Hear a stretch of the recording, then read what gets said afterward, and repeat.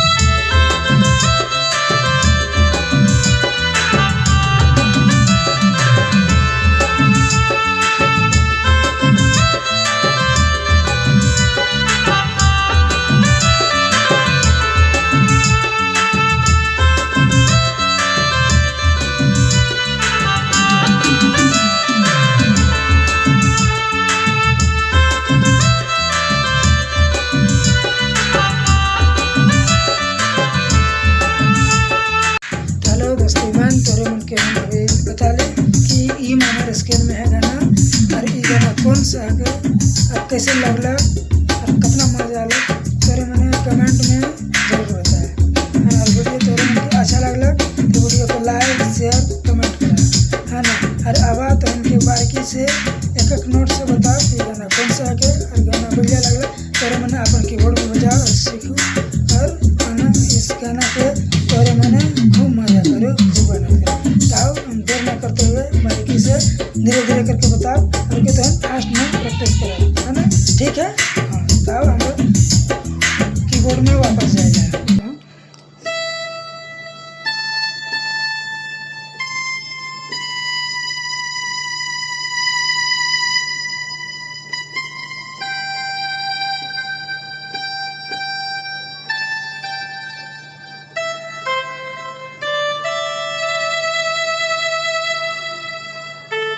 तो फिर अगला है